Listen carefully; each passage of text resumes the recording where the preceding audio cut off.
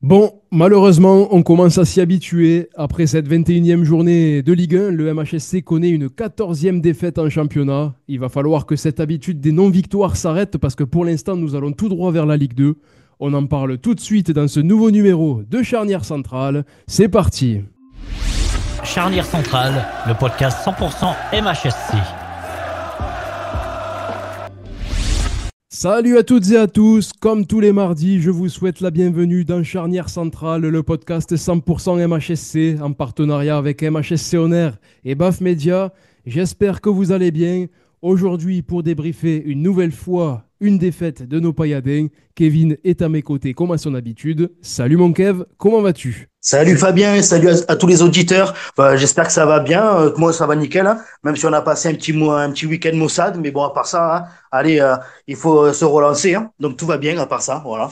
Au programme de Charnière Centrale aujourd'hui, l'humeur du jour, débrief de la rencontre entre Strasbourg et Montpellier, le top flop, la question du jour et l'avant-match du duel qui opposera nos Montpelliérains à l'Olympique Lyonnais dimanche après-midi à la Mosson. On débute tout de suite et comme à son habitude avec l'humeur du jour.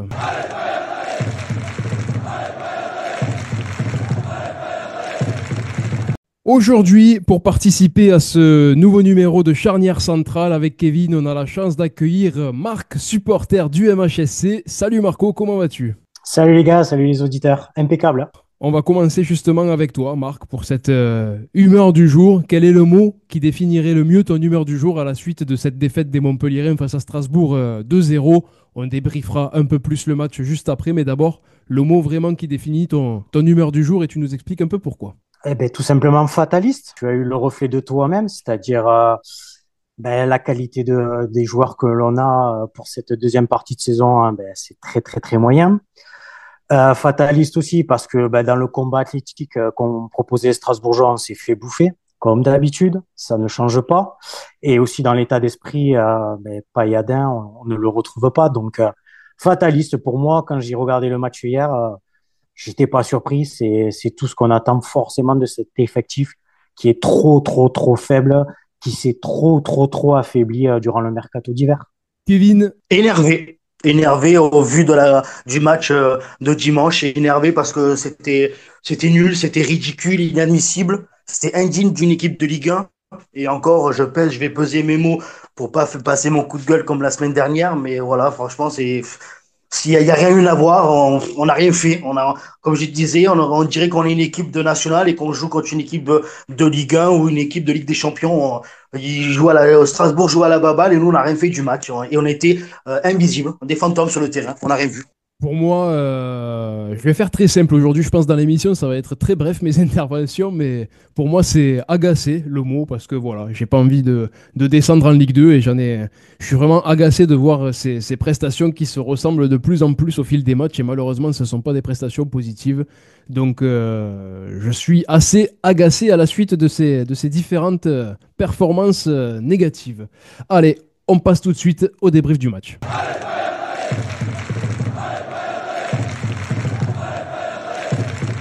Le MHSC s'est une nouvelle fois incliné ce dimanche après-midi sur la pelouse du Racing Club de Strasbourg 2-0.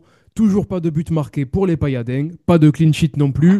Jean-Louis Gasset et ses hommes retrouvent la place de lanterne rouge du championnat de Ligue 1. Kevin, on va commencer avec toi. Qu'est-ce que tu as pensé globalement de cette rencontre des Montpelliérains? J'ai l'impression qu'on va se répéter semaine après semaine, hein. Ouais, comme tu dis, on va se répéter encore une fois. Comme j'ai dit par mon humeur du jour, c'est indigne d'une équipe de Ligue 1. On n'a rien fait. On était invisible. Strasbourg, je te dis, on aurait dit le Barça. Ça jouait tranquille à la passe devant. Ça faisait des courses, des pressings. Et nous, il y avait rien devant. Il y avait devant. Enfin, quand je dis devant, on parle du milieu de terrain, de la défense. Il y avait rien. On s'est fait manger à tous les points et sur tous les postes d'attaque, de défense et milieu de terrain. Nos attaquants, ils ont pas pesé sur la défense. Malgré Delors, il a essayé, mais franchement, après l'heure de jeu, il est sorti. On aurait dit qu'il avait couru un marathon, il était essoufflé, alors qu'il a rien fait du match. Il a eu 2 ballons de la tête à faire. Et après tout le reste, il s'est fait manger. Koulibaly, je veux même pas en parler. Ça, on en reviendra, mais franchement, il a été invisible. Il a eu une balle pour marquer un but. Il est tout seul devant. Il la met sur le gardien alors qu'il a juste à la pousser à gauche. Et voilà, franchement, pour la défense, le milieu, il n'y a rien qui allait. Moi, même si TJ quand même est sorti un peu du lot, parce que franchement, je trouve qu'il a fait des bonnes choses. Il s'est donné, il a couru, il a essayé de faire des bonnes relances. Mais à part ça, franchement, c'était nul. Il n'y avait rien. Tu vois, comme on dit, comme le match contre Lens. Il n'y avait rien du tout. On s'est fait dominer de A à Z. Il y avait pas, les mecs, ils couraient même pas. Au milieu, quand tu prends le deuxième but, ils ont arrêté de courir. Je veux bien que tu perds 2-0, t'as plus la motivation, mais essaye de te donner à fond. Les mecs, ils marchaient sur le terrain, il n'y avait pas un pressing, personne ne se parlait sur le terrain. Je sais pas, j'ai vu même aucun cadre prendre la parole et au bout d'un moment, quand tu prends le premier but, je sais pas, remettons au centre, tu te parles, tu remotives tes troupes, tu te dis, allez les gars, quoi. Vu la situation, surtout que dans le week-end, Le Havre avait gagné à Lille. Et Le Havre, excusez-moi, mais ils ont sur le papier, ils ont pas une équipe aussi forte que nous. Ils ont la même équipe que nous, avec les mêmes budgets et tout ça, quoi. Et je comprends pas qu'on n'arrive pas. Après, comme on a dit, on s'est affaibli. Je veux bien, on a perdu Adams. Bon, c'était pas une grande perte. Et après, je comprends pas trop le fait de vendre Tamari. Franchement, tu le vends, ouais, 8 millions, tu le vends, mais tu aides une équipe qui est pareil, qui joue pour le maintien, même si je pense que Rennes va se relancer. Mais Tamari, même si à la fin de la saison, tu descends en Ligue 2 ou que tu restes en Ligue 1, il y aura toujours des clubs qui le veulent. C'était l'un des meilleurs joueurs qu'on avait cette saison, qui était le plus rapide, qui pouvait créer des espaces avec ses dribbles et tout, et tu le vends. Donc tu te retrouves à rien, comme je dis, juste Koulibaly qui sert à rien devant, Delors qui est tout le temps isolé. Je comprends pas. Alors peut-être que c'est la composition qui ne va pas. Moi, je pense peut-être essayer de changer, repasser en 4-3-3, tu vois, avec deux ailiers qui peuvent apporter sur les côtés. Je sais pas, tu mets Mahama ou les petits Païs sur le côté qui peuvent faire des centres à Delors, mais parce que Delors est trop isolé et isolé devant. Et quand t'es isolé devant, tu peux pas te créer d'action, tu peux rien faire. Et tu te fais bouger partout, donc je comprends pas après comment on n'arrive pas. Ça reflète bien notre début. Certes, on a gagné Monaco, mais comme on l'avait dit, Monaco, ils étaient en mauvaise forme. Tu vas gagner à Toulouse par miracle, je sais pas comment tu fais, tu arrives à gagner, mais ça reflète notre saison. Tu mérites pas d'être en Ligue 1 avec une équipe comme ça. Je suis désolé, je suis fataliste, mais pour moi, c'est une équipe qui a le niveau de la Ligue 2. Il y a encore même pas le niveau de la Ligue 2. Quand je regardais la Ligue 2, ça joue mieux que ça. Mais t'as pas l'effectif et t'as surtout pas le banc derrière. Tu peux avoir un passage à vide, tu te dis allez à la mi-temps, à l'heure de jeu, tu fais rentrer du monde, mais t'as personne pour faire rentrer derrière. À part le petit Païs qui m'a régalé, qui a fait une bonne entrée, même s'il n'a pas eu grand-chose à faire, qui a bien joué, qui s'est donné à fond, tu vois, le mec, il avait envie, quoi, tu vois. Alors, est-ce que c'était son premier match et tout, mais le mec, il a envie, je pense que c'est un bon espoir. Mais sur le banc, t'as rien, tu peux rien faire, franchement, je sais pas, on fait monter des jeunes. On l'arrête plus, Kevin, là. J'ai cru qu'on n'allait plus l'arrêter. Prends le temps de boire un petit coup d'eau, Kevin, parce que tu vas avoir d'autres choses à dire après. Et tu parlais de Moussa Tamari, on va y revenir aussi au cours de l'émission. Marc, toi, qu'est-ce que tu as pensé de cette prestation des Montpellierins à Strasbourg? Kevin a dit beaucoup de choses, qu'est-ce que tu as rajouté? Alors forcément, je suis d'accord avec Kevin, comme forcément tous les supporters montpelliérains. Moi, je vais prendre petit peu plus de recul sur la situation et je vais voir un petit peu le mal dans toute sa profondeur. Alors, pour avoir entraîné un petit peu à mon petit niveau régional et district, pas mal d'équipes de jeunes sur mes 10 dernières années, j'aime bien tout ce qui est tactique. Et déjà, ça part de là. C'est-à-dire que tactiquement, qu'est-ce que nous propose Der Zakarian ou maintenant Jean-Louis Gasset? Il te propose un bloc bas. Bon, on l'a compris, il n'y a pas de souci. Faut pas avoir fait beaucoup de football ou être un expert du football pour comprendre que si tu joues en bloc bas, tu as deux solutions. Soit pour remonter les ballons, tu vas faire du jeu de passe, je dirais comme Manchester City ou Barcelone, toute comparaison confondue, on n'est que Montpellier, mais tu vas engendrer cette phase-là, soit tu vas ressortir tes ballons par cette qualité technique de jeu de mouvement, de jeu en criant, de jeu de passe. Ou sinon, tu vas travailler sur de la transition rapide. Mais pour la transition rapide, il te faut des joueurs du style Mbappé, Dembélé. Or, que ce soit Karian ou Gasset, on n'a pas les outils. On n'a pas les outils tout simplement. Donc, comme il disait Kevin, oui, on tape sur Der Zakarian, on tape sur Gasset, on tape sur les joueurs. Pour moi, c'est trop facile. Le mal, il est plus profond. Qui est à la tête de tout ça? C'est Monsieur Nicolin. Et Monsieur Nicolin, quand tu démarres ta saison en disant d'entrée de jeu, ah ben oui, quand 70% de ton budget est basé sur des droits télé, ben ouais, mon garçon, le jour où il y a une couille dans le potage, et là c'est le cas avec DAZN, où on baisse les droits télé, eh ben Monsieur Nicolin démarre l'été en disant quoi? Tout le monde est à vendre, je n'ai pas d'argent. En plus de ça, il est très intelligent. On avait quand même Montpellier une très belle cote de sympathie depuis le titre de champion en 2012. On sent que quand même il y avait une belle image. Mais en défendant son copain, M. Labrune, là aussi, on a terni un petit peu notre image. Donc derrière, c'est comme une entreprise. Si demain, je ne sais pas où travaillent les gars, mais tu arrives à ton travail, ton patron, il dit, bon les gars, celui qui veut démissionner, il n'y a pas de souci. L'entreprise, il n'y a plus d'argent, c'est compliqué. Ben, je suis désolé, quand ton patron il rentre dans son bureau, tu n'es pas motivé pour aller te casser le cul au travail. Donc déjà, je trouve qu'en termes de communication, la saison, elle démarrait très, très mal. Ensuite, quand tu construis une équipe, d'accord, comme je le disais, tu savais Darzakarian comment il jouait, tu savais les joueurs que tu avais, tu voyais déjà l'année dernière qu'on avait des difficultés, tu n'as pas recruté en conséquence, c'est pas grave, il n'y a pas de souci. Sauf que quand tu arrives au mercato d'hiver, moi je vais comparer un petit peu ça, vous savez, à une Formule 1. Quand une Formule 1, hein, même si elle est dernière, elle rentre au stand. Son but, c'est quoi? C'est de se renforcer, c'est d'améliorer ses performances, on va changer les pneus, on va remettre du carburant, les techniciens vont faire ce qu'il faut. Ben nous, le stand, c'était un peu le mercato d'hiver. Quand tu arrives au mercato d'hiver, que tu es dernier du championnat, que tu es la honte du football, ce qui n'est pas arrivé, je ne sais pas depuis quand, que tu fêtes tes 50 ans, d'accord? À un moment donné, c'est ça le stand que tu as proposé au mercato d'hiver? De balancer Tamari et Nordin, qui étaient les seuls à faire une différence, rappelez-vous ce que je viens de dire tout à l'heure, dans ce fameux bloc bas. Ben pourquoi on a pris quelques points? Ben parce que eux, sur la profondeur, ils arrivaient des fois à te faire, ben ouais, sur de l'individualité, des crochets, des dribbles chaloupés, obtenir un penalty menteur, ou Tamari contre Monaco nous faire ce qu'il a fait, mais tu nous les enlèves. Donc en fait, c'est comme une Formule 1 qui rentre au stand, et les techniciens, ils te crèvent un pneu, et ils te rajoutent même pas de l'essence. Mais ne redémarre pas, hein. Laisse ta Formule 1 au garage, hein. Tu rattraperas pas les autres. Donc déjà, ben encore une fois, merci Monsieur Nicolin. Très bon mercato d'hiver. Pour récupérer qui? Delors.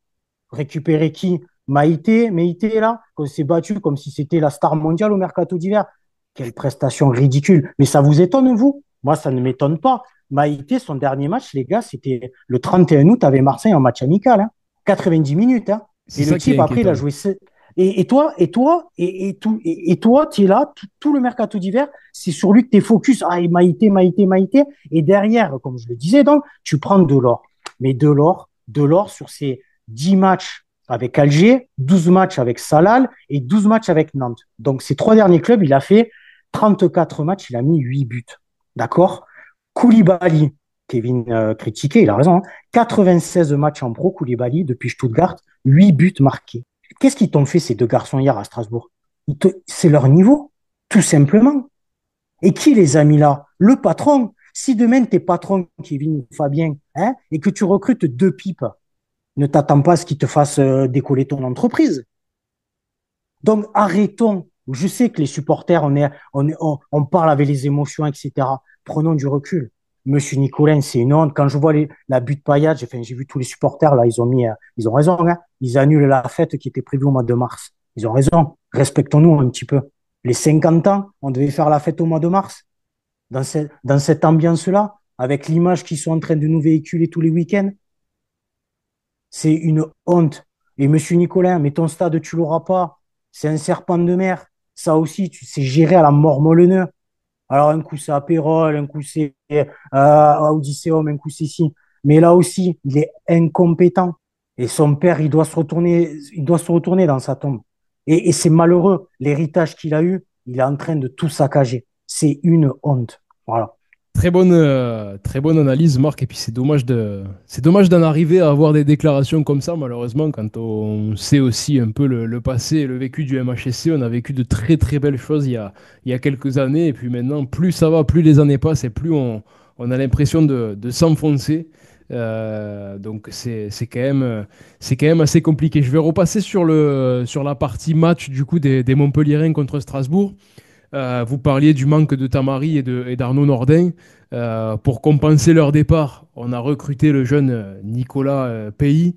Alors bon, malheureusement, pour moi, je pense qu'il n'y a pas photo, mais ça fera pas le poids au niveau de Tamari et d'Arnaud Nordin, parce que c'est un joueur de National 2 qui a aucune expérience professionnelle et qui n'était pas forcément non plus un des hommes forts de son équipe au Puy Foot. Hier, il est rentré à la 62e minute. Kevin, qu'est-ce que tu aurais à dire de son entrée en jeu? Est-ce que pour toi c'est quelque chose de positif?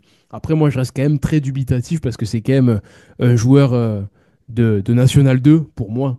je le vois pas faire le poids en Ligue 1. C'est pas contre lui, malheureusement. Mais bon, après, on le recrute, on le met à cette place-là. Donc après, il va donner ce qu'il faut et ce qu'il peut, surtout. Mais ça sera très compliqué, je pense, pour lui.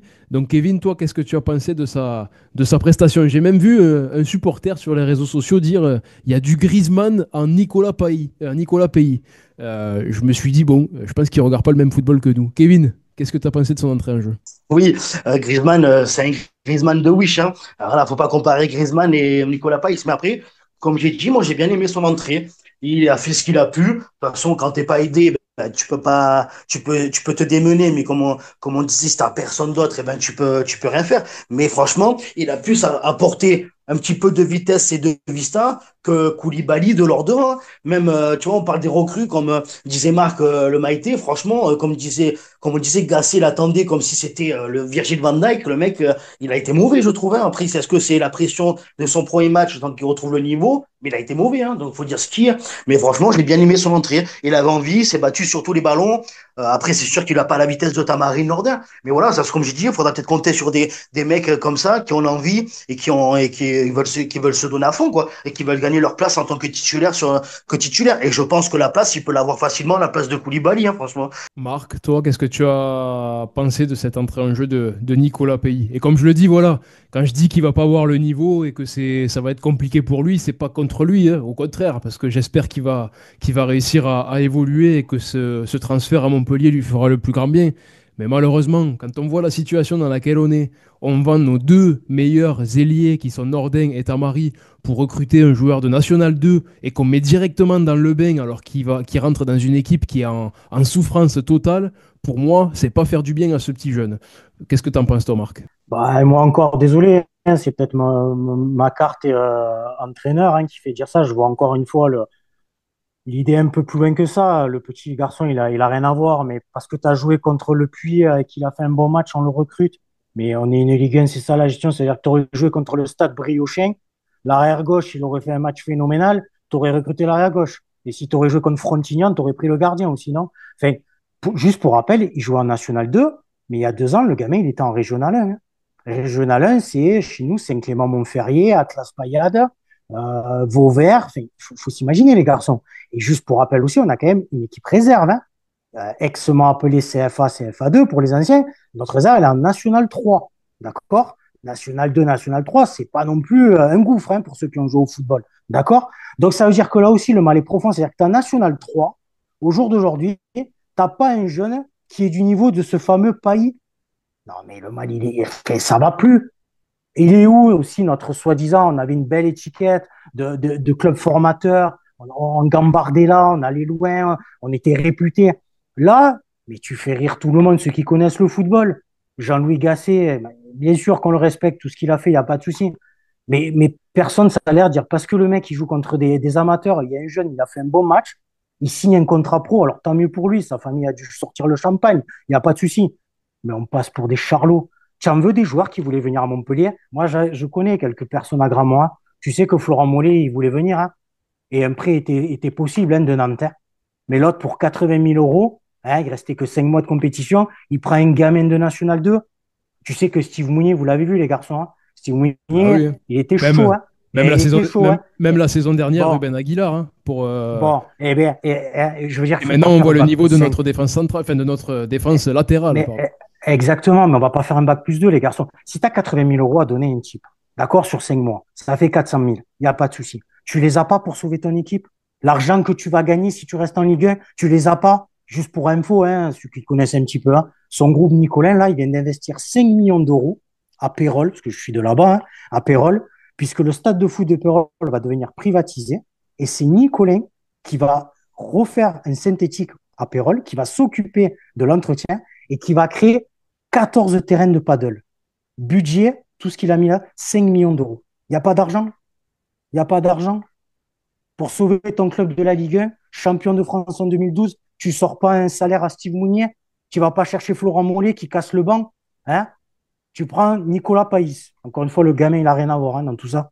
Mais sans déconner. Sans déconner.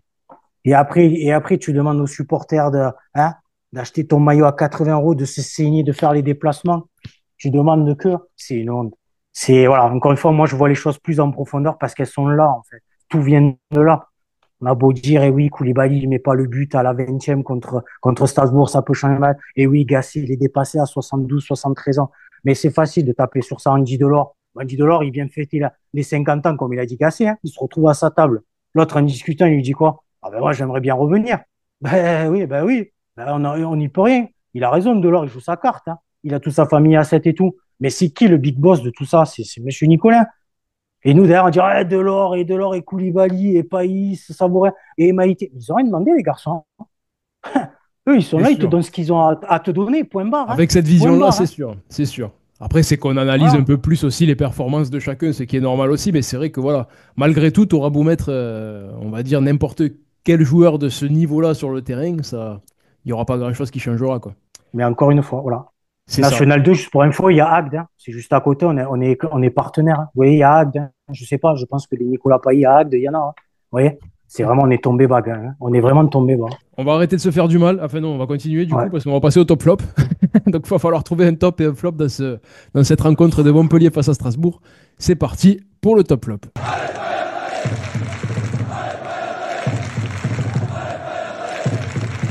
Alors le top flop, avant de laisser la parole à Marc et Kevin, pour moi, les joueurs n'ont pas envie de s'emmerder sur le terrain, donc moi je vais pas m'emmerder à trouver un top et un flop. Du coup mon top c'est personne et mon flop c'est l'équipe complète, même le club en général. Marc, ton top, ton flop sur cette rencontre de Montpellier face à Strasbourg. Alors, en top, j'en sors un, il n'y en aura qu'un, c'est Omer Hadjic, qui, heureusement qu'il est solide, heureusement qu'il a le sens du placement, ce que n'ont pas les deux autres centraux, et il rattrape énormément d'erreurs, que ce soit sur les deux latéraux. Voilà. Et en plus, malheureusement, aujourd'hui, on a appris sa blessure de 2 mois, donc il va nous faire très très mal son absence. Donc, Omer Hadjic, voilà, et merci à lui d'être resté au mercato d'hiver. Alors, mon flop, ben oui, par facilité, on dirait toute l'équipe, mais moi, encore une fois, je vais aller plus loin. Moi, je vais mettre le staff médical. Dedans, je vais englober forcément le docteur, les préparateurs physiques, les kinés, car ce n'est pas normal que depuis au moins 1 an et demi, on constate autant de blessures. Ce n'est pas normal qu'on constate que nos joueurs ne tiennent même pas 60 minutes, comme Savanier, d'accord, comme Ferry. C'est des joueurs qui n'ont pas de caisse. Et encore une fois, facile de taper sur les joueurs, mais au-dessus d'eux, il y a quand même des responsables. Et ce n'est pas normal. Et les blessures ce week-end, ce n'est pas anodin de Sagnan et Omer Hadji. Le staff médical, là aussi, les copains, copinage, pour ceux qui connaissent un peu à Gramont, comment ça se passe, il y en a ras-le-bol. Même en Ligue 2, si tu continues, ça sera toujours les mêmes erreurs. Donc, le staff médical, ce n'est plus possible. Kevin, ton top, ton flop, je te laisse faire ça très brièvement. Mon top, le petit Païs, bon, même si on a dit que voilà, mais je trouvé ça qu'il a fait une bonne entrée comparé à tout le reste de l'équipe. Et mon flop, tu m'as un petit peu devancé tout à l'heure, Marc, mais voilà, moi je mettrais Laurent Nicolin. Comme on dit, c'est facile de taper sur les joueurs et l'entraîneur, mais à un moment donné, comme tu disais, c'est toi le président du club. On dirait que depuis le décès de Loulou, que c'est un fardeau pour lui le club en fait, qu'il a pas envie, qu'il est là. Ouais, je l'ai pris, mais j'ai pas envie, quoi. J'ai plus l'envie, il a plus le sourire, il a plus rien. Alors, est-ce que le stade qui se fait pas, bah, voilà, qu'il arrête les copinages, à un moment donné, t'es président, descends dans le vestiaire, pousse un coup de gueule, tu le fais comme à l'époque, ton père, tu le prends, tu les mets derrière les camions à 3 heures du matin, en train de ramasser les poubelles, je pense que ça ferait certaines têtes, mais voilà, faut qu'il arrête à un moment donné. Ressaisis-toi. Si tu veux pas ton club, eh ben, laisse-le à ton frère ou à ta fille qui a l'air motivée, qui vient à tous les matchs. Et puis basta, donc voilà. Allez, on enchaîne avec la question du jour. C'est parti, jingle. Le podcast Charnière Centrale, ça continue. Le 3 février dernier, le MHSC officialisait le départ de Moussa Tamari en direction du Stade Rennais. Homme fort de l'équipe héroltaise depuis plusieurs mois malgré cette saison calamiteuse, l'international jordanien s'est laissé convaincre par le club breton. La direction montpelliéraine a empoché environ 8 millions d'euros à la suite de cette transaction. La question du jour est donc le départ de Moussa Tamari durant le mercato hivernal. N'est-il pas un peu précipité au vu de la situation sportive dans laquelle le MHSC est plongé? Marc, je te laisse répondre à cette question. Alors forcément que oui, parce que c'était un joueur qui sortait du lot et que forcément que oui, parce que derrière, ce qui nous reste, c'est très très faible. Mais moi, je vais plus loin, pas besoin d'être comptable. Je voulais juste savoir combien tu vas perdre d'argent entre le fait de descendre en Ligue 2 par rapport à si tu restais en Ligue 1. Ben, je ne sais pas si les 8 millions de Tamari, voilà. Est-ce qu'il valait mieux pas le garder et finalement, à la fin, ben, tu vas gagner plus d'argent en restant en Ligue 1 que de vouloir tes 8 millions d'euros là tout de suite et que voilà, tu vas avoir de très, très grosses pertes avec des licenciements, etc. Voilà. Juste après, bon, je pense connaître le foot, j'ai 42 ans, mais quand la DNCG te donne le feu vert, tu as un feu vert jusqu'à la fin de la saison. Hein. Donc, on était pressé là de le liquider maintenant parce que même lui, quand tu lis un peu ses postes, il voulait pas partir. Hein. On l'a vraiment poussé d'or. Hein. Lui, il voulait jouer le maintien jusqu'au bout. Voilà, donc 8 millions d'euros. Je pense que si tu restais en Ligue 1, ben à la fin, tu gagnais un peu plus. Donc voilà, encore une fois, je ne sais pas comment il gère le business, monsieur Nicolas. Comme tu dis, en plus, pour 8 millions d'euros, tu perds ton meilleur joueur pour 8 millions. Ça se trouve, il aurait fait une deuxième partie de saison stratosphérique, comme il a pu faire contre Monaco et tout ça. Regarde, à Rennes, il arrive, premier match, regardez le match, il fait une passe D, il fait comme d'habitude, quoi. Il court et tout ça. Et ça se trouve, tu aurais pu le vendre peut-être, je sais pas, moi, 10, 12 millions, peut-être à la fin. Qui sait? Mais c'est comme, voilà, tu vends tes joueurs, allez, hop, hop, hop, c'est les puces, toi, hein, tout doit disparaître, toi, 1 euro. Nordin, combien? 1 million? Ah, tu me donnes une canette et une banane, c'est bon, pas de souci, je te laisse. Il n'y a pas de souci. Le compte? Ah oui, bon, 1 euro symbolique, c'est bon, vas-y, pars, je t'en prie. Tout ça pour faire ça. Comme tu dis, tu avais la DNCG jusqu'à la fin, tu pouvais attendre et voilà, et tu perds l'un de tes meilleurs. C'était après Adams qui soit parti, c'était quand même le deuxième meilleur buteur du club, quoi. Et surtout, voilà, c'était un mec qui était percutant, qui était vif. Certes, des fois, il avait un petit, des fois, il faisait un peu trop de gris qu'on lui en voulait, mais bon, franchement, c'était l'un des meilleurs. Tu peux pas, il y a la place, t'as qui? T'as Koulibaly. Donc, franchement, je regrette tout ça pour renflouer tes caisses. En Ligue 2, t'inquiète pas, tu n'auras pas besoin de renflouer tes caisses. En plus, il n'y aura personne. Hein. Moi, j'ai connu la Ligue 2 quand on était proche de la Nationale et qu'il y a Courbis qui est venu nous sauver. T'inquiète pas, en plus, il n'y aura pas besoin de stade, il n'y aura pas 16 000 spectateurs, on sera 3 000, il sera content. Et puis voilà, et ça se trouve, il cherche que ça quand on a Ligue 2. Mais dire, bah, c'est bon, en Ligue 2, on a le budget, qu'on s'en descend pas national et on va rester 10 ans, 20 ans en Ligue 2. Et puis voilà, il sera content. Hein. C'est triste de faire cette émission avec autant de négativité ces dernières semaines. Malheureusement, on ne peut pas se réjouir de grand-chose. Mais j'espère que ça serait bien qu'on arrive à remonter la pente, mais ça s'annonce quand même compliqué. Allez, on enchaîne avec l'avant-match avant de terminer l'émission. J'espère que vous êtes prêts à donner votre avis sur la prochaine rencontre des Montpellierins face à Lyon, parce que ça aussi, ça s'annonce très corsé. C'est parti.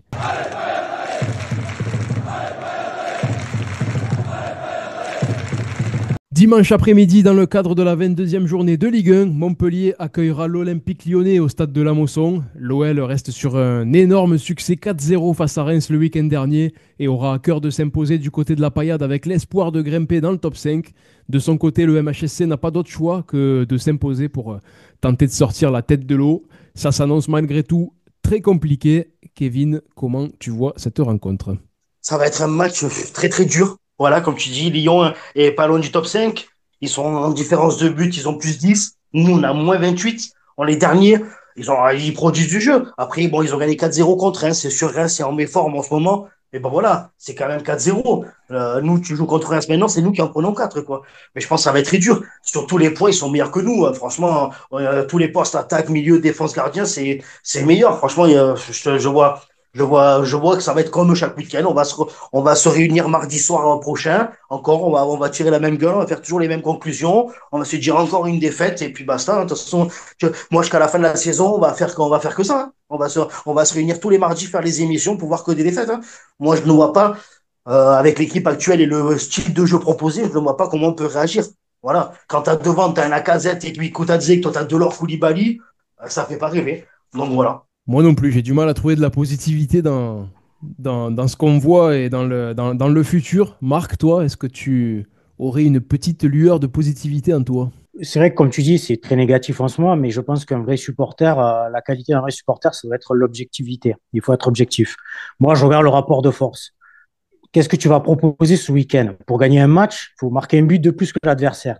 Tu n'as pas de deux attaquants qui sont capables de marquer, surtout qu'il y a un très bon gardien à Lyon. C'est un très, très bon gardien. Bon, Perry. Ok, tu vas pas marquer, très bien. Maintenant, est-ce que tu vas en prendre? Moi, je regarde le rapport de force. À droite, tu auras Chateau face à Nouama. De l'autre côté, tu auras Saint-Luc face à Cherki. Et dans l'axe, tu vas avoir le petit Mwanga et Maïté, ou Mwanga et Kouyaté, face à Mikotadze. Ben là, quand je suis supporter d'une équipe qui n'a fait aucun clean sheet, quand je vois Nouama, Cherki, Mikotadze ou peut-être Lacazette, On va prendre une douille. forcément, tu vas en prendre. Donc, forcément, défaite de Montpellier, ça c'est clair et net. J'ai même peur qu'à la mi-temps, on a tellement déjà vu que le match soit déjà plié. Et je vois même encore un carton rouge par nervosité parce que je sens aussi les joueurs sous pression. Je sens que le discours aussi de Gasset, paternaliste et à la fois un peu rentré dedans, ça passe plus trop. À l'image de Ferry l'autre fois qui s'en battait les couilles de sortir à insulter Hilton. Donc je les vois même, voilà, carton rouge, je vois défaite. Voilà, ça fait mal à la tête, hein. Mais je vois pas comment Lyon va pas mettre un ou deux buts. Et derrière, je sais pas comment Delors, Koulibaly ou Pailly vont marquer des buts. Donc c'est triste, hein. Mais ouais, je pense que 99% des supporters seront d'accord avec moi. C'est pas là que tu vas jouer ton maintien, quoi. Marc, sachant que c'est une habitude dans l'avant-match, je te demande quand même un petit pronostic. Tu as dit défaite. Combien tu, combien tu verrais de Allez, buts en faveur des je Lyonnais? dirais, je dirais 2-0 pour Lyon. Kevin? Mais en plus, la tribune étant d'auto sera fermée ce match-ci. Donc, il y aura toujours les ultras, on sera en Méditerranée.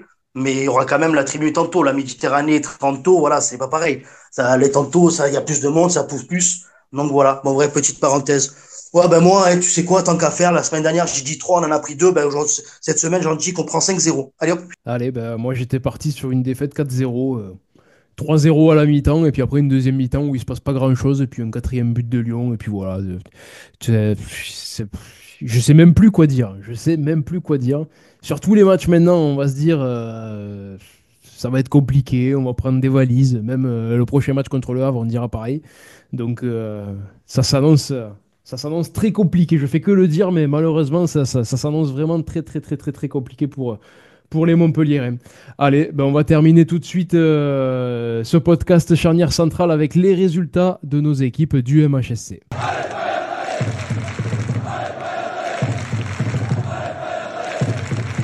Alors l'équipe féminine était de repos ce week-end avant d'affronter le Paris Saint-Germain samedi soir lors de la 15e journée d'Arkema Première League.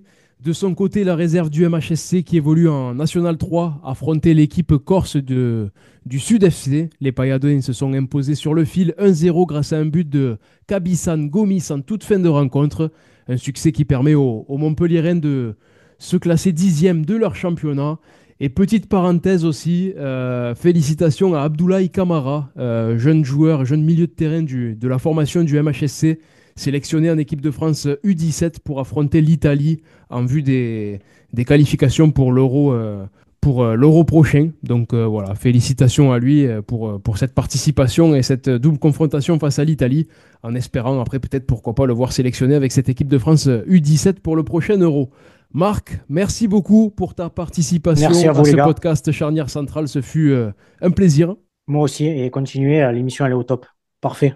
Merci beaucoup et j'espère te revoir prochainement dans cette émission. Je compte sur toi en tout cas. Et Kevin, merci beaucoup à toi pour ta fidélité, ta solidarité, ton franc-parler aussi. Merci beaucoup Kevin d'être là toujours chaque mardi soir pour participer à ce podcast à mes côtés. Ben, merci encore à toi, merci à tous les auditeurs. N'hésitez pas à partager, à liker. On sera toujours là, malgré la défaite. On restera là, on restera et on sera toujours supporter de notre club, hein, avant tout. Exactement. Et merci à toutes et à tous d'avoir écouté ce podcast Charnière Centrale. On se retrouve mardi prochain pour un tout nouveau numéro. En attendant, n'hésitez pas à vous abonner et à liker, comme l'a très bien dit Kevin, aux différents réseaux sociaux de MHSC On Air et de BAF Media. En attendant, allez la paillade malgré la défaite.